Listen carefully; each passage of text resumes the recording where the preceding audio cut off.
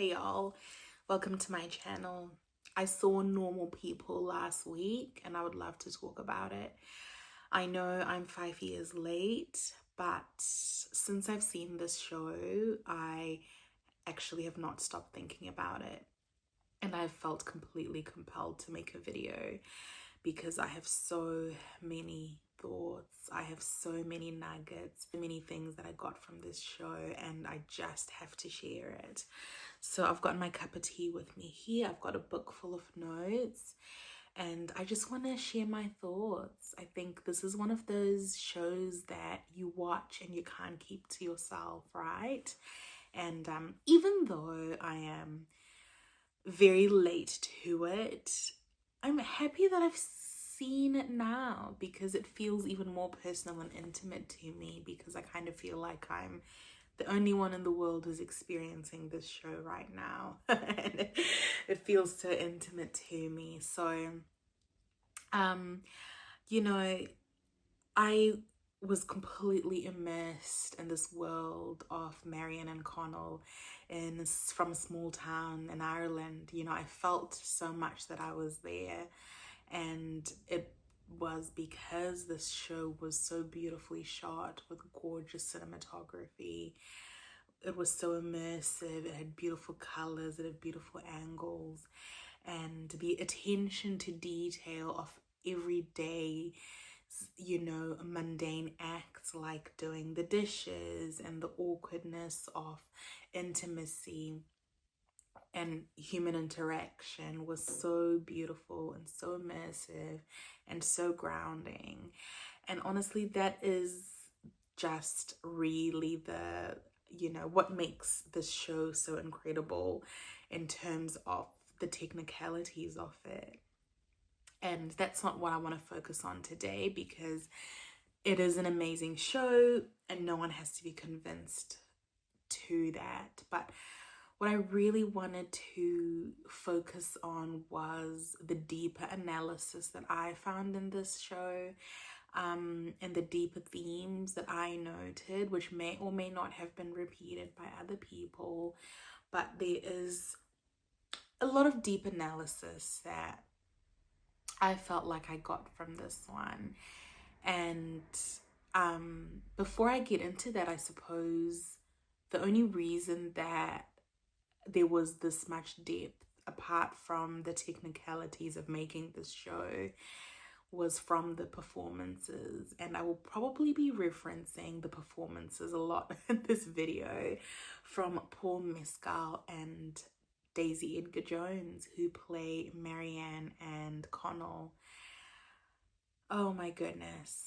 I truly have never seen anything like this. I've never seen anything like this. This is the most intimate, vulnerable, immersive acting I've ever seen in a long time, that I've seen in a long time, particularly from Paul Mescal, particularly from him. And I think this show was the one that really put him on the world map, and I can see why. I mean, that performance completely broke me. All the quiet moments, the desperation to kind of emotionally express but holding back in fear of vulnerability, in fear of being found out, or people knowing what's really going on within themselves as characters. Marianne and Connell was so subtle but so grounded, so realistic, because I just thought this is what everybody actually goes through, really grounded acting. And I'm not an actor, but really grounded, believable acting is like, in real life, we are often trying to hide how we are really feeling in our faces, and this is what these actors do, and it just makes for such an experience. It makes for such beautiful performances from both of them, with special nod to Paul Mescal, who is phenomenal in this. But for a deeper analysis, I actually thought a lot about Marianne and Connell. I have not stopped thinking about them since I've seen this show. And one of the things that really popped out for me actually was the absence of them having masculine figures in their lives. So Marianne's father, I think, has passed away, and I don't know if we get detail about what has happened to Connell's dad. But Connell is being raised by a single mother, and Marianne is also being raised by a single mother, and she has an abusive older brother. And I just thought, the emotional difficulties these kids have, which are completely expected in this coming of age time of their lives. I think the book is really about when they are between the ages of 17 and 22, obviously between them being in high school and university. And they have respective histories that I think make them who they are and present them in the way that they are. And I thought a common thread that they had was actually, their lack of a father and a strong masculine presence, which is important for us to have so that we have a sense of deep grounding, a sense of being held, a sense of being supported and having a cornerstone and a constant.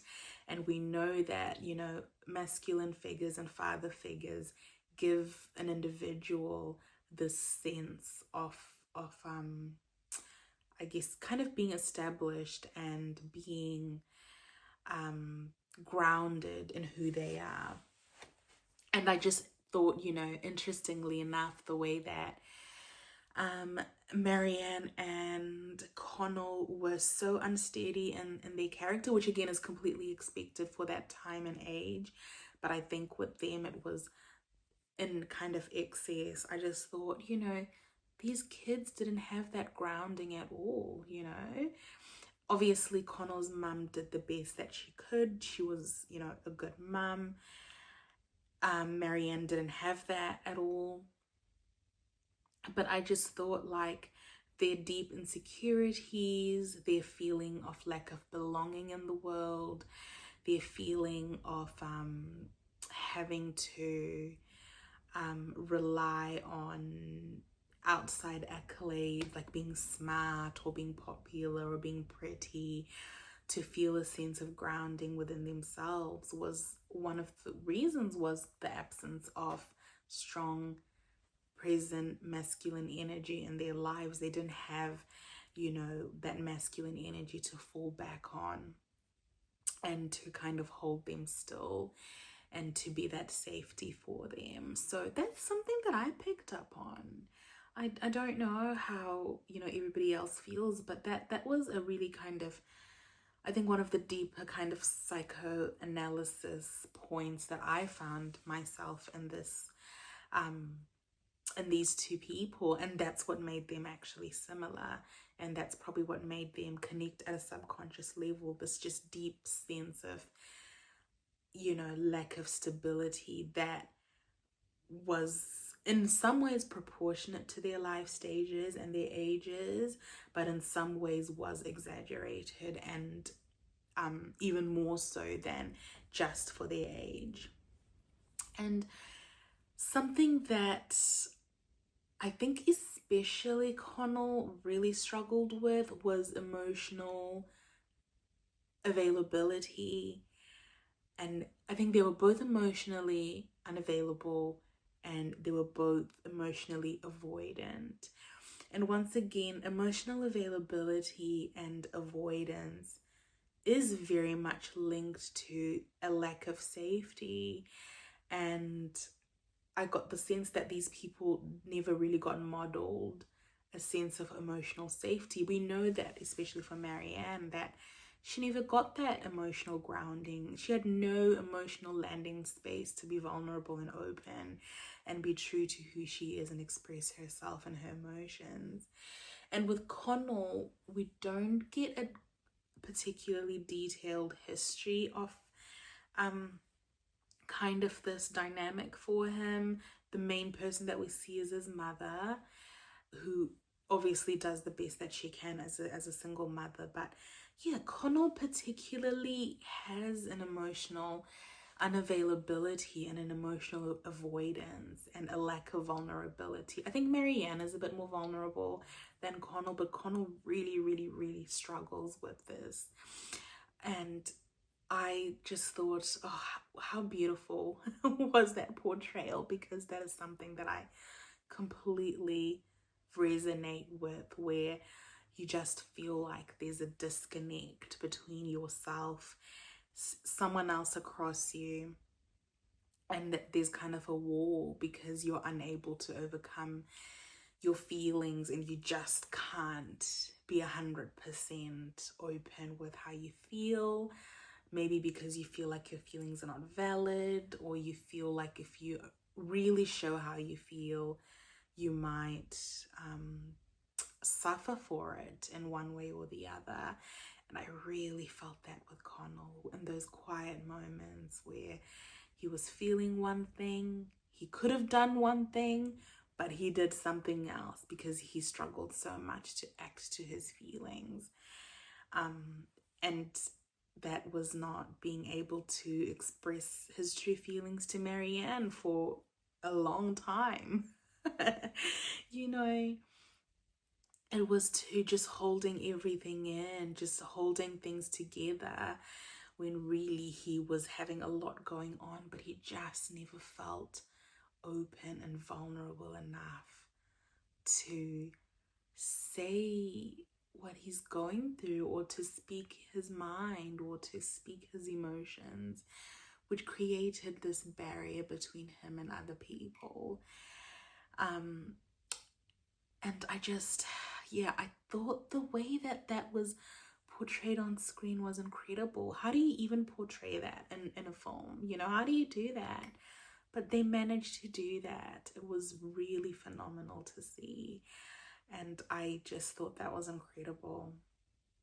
And I think that, you know, we grew with these characters in them gradually developing in character by gradually, eventually getting to the point where they could express their feelings to themselves. I think in the last, I would say 2 episodes, there was an escalation of this, where there was a clear, maybe 2 or 3 episodes or more, where there was a clear character change in Connell and Marianne feeling like they're totally blocked from actually speaking up, saying what they feel towards each other, being completely vulnerable and putting themselves on the line, to then just actually communicating and speaking their mind and how they're actually feeling. And that in turn was the ticket to deepening their intimacy, when they finally realized that they were a safe space for each other. But God, it took a long time to get there, which is so beautiful and resonant. And, you know, I think about the current relationship and dating culture of avoidance and strong, huge walls that we build around our hearts because we're so afraid of getting hurt. But the truth is that there is no true deep intimacy without vulnerability, and vulnerability means that you're putting yourself on the line to potentially get hurt. Vulnerability can have the outcome of you getting hurt, or it can have the outcome of you having a golden experience or getting something golden from life. And the only way that we, particularly in relationships, and not just romantic relationships, but friendships, family ships, the only true way that we can increase the intimacy in our relationships is through vulnerability, and vulnerability is not always pretty. And I think this was the lesson that these characters had to learn to get to the point where they did, to increase that intimacy. So that was so resonant for me right now. I was like, wow, this is like, why are you yelling? Why are you yelling? So it was just, I mean, that's what I got from that, honestly. I think that was one of my biggest lessons, and that was the hope that they had. That was the major character growth I think that they had. And speaking to a wider kind of commentary about needing external factors to feel okay, on top of them navigating their emotional vulnerability and intimacy and emotional avoidance and unavailability and all those things, I think towards the end, they eventually realized that happiness is an inside job, because all throughout the series, from their time in high school all the way through to college or university, they were both putting their happiness and their sense of achievement, getting good grades, having good friends, doing this, doing that, doing this, doing that. And as we know, you could pile up all the achievements, or you could strive and try as hard as you can to get somewhere, and, constantly postponing your happiness to a future moment when you have X, Y, and Z is the quickest way to be unhappy. And I think that these two eventually kind of learned that, happiness is an inside job, and that satisfaction is an inside job, because they tried so hard to fix themselves with external factors. And on top of learning that their happiness and satisfaction was an inside job, because they allowed themselves to be vulnerable with one another, they also learned that other people can also hold us and carry us. Maybe not fully, but other people can make that burden of life a little bit lighter, and they were that towards each other. But I like that the lesson at the end, because obviously it's implied that Connell does go to New York. I love that the lesson at the end was that, Marianne says, like, you're going to be okay. If you go to New York by yourself, like, you're going to be okay. And it's reinforcing that Connell really does need to get to a point where, like, he is okay by himself, not because he's comforted by someone outside of himself, or he's getting good grades, or he's getting this, he's getting that, but that, he's gonna be okay wherever he goes, because home is within, right? Wherever we go, we're gonna be okay. Every variable that is outside of ourselves is not a constant. So people are not constant. Romantic relationships are not a constant. Our children or our houses and our jobs, anything outside of ourselves is not a constant. So we can't place our happiness in anything outside of ourselves. And I would like to say that that's probably where the characters ended up kind of going. And that's when we saw that more satisfaction and self-acceptance creeping up between them both, because they accepted that they really do have to find this happiness within themselves, for themselves, but also that they could allow other people in to help carry them as well, right? But not fully putting all your eggs in the basket of someone else. They're not responsible for your happiness and satisfaction completely. So I think that's what I ended up really getting from that as well. So I think, oh my goodness, I mean, this is probably just a few things. I could talk about this show forever. I think it was so incredibly deep and nuanced. Whoops. And it's just something that you don't really see, you know? It was two human beings having a human experience.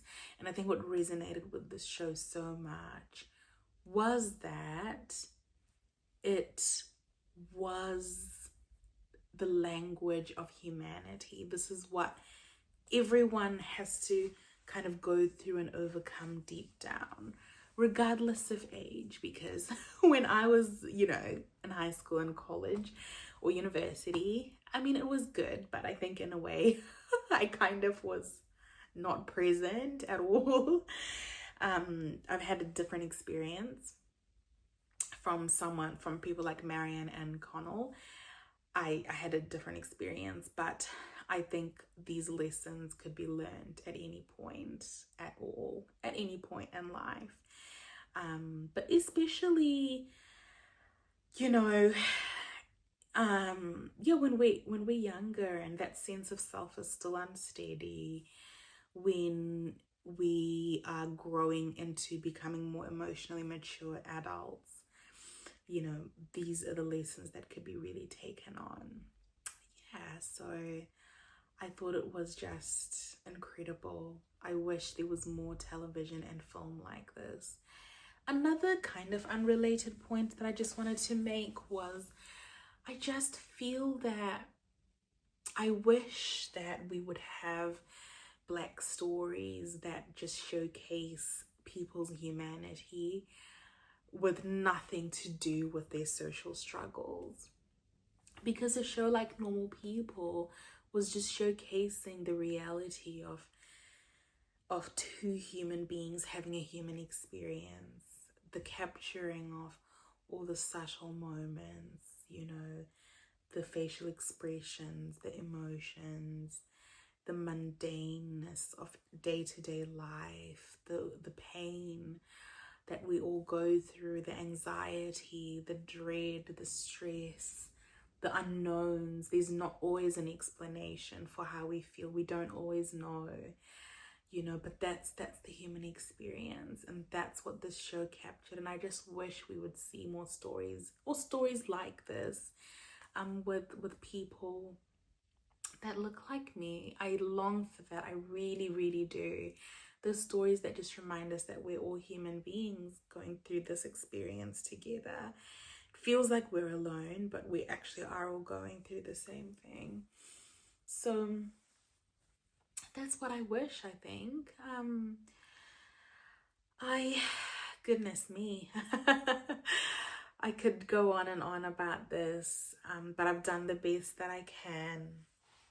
And I just want to say that if you haven't seen Normal People, please go and see it. Be prepared, because you will cry and you may not be the same again. And I'm so thankful. What a privilege it is to be in a generation where we have, you know, people like Paul Mescal acting, you know, Daisy Edgar Jones. I mean, my goodness, the talent is absolutely incredible. Like, yeah, Paul Mescal arrests every single scene that he's in. And I've seen him in After Sun, which is one of his films as well, that came out a few years ago. And I was floored in that. I was completely floored. I was completely arrested by his performances. I think he's absolutely phenomenal, just unmatched from anyone. And what a joy it is to watch people on screen like this. It feels like a privilege in this life to be able to consume such beautiful art. So yeah, thank you so much for sitting through this video. If you here at the end, please like, please subscribe, please leave a comment if there's anything that you want to say or add to this one, and I will see you in my next video.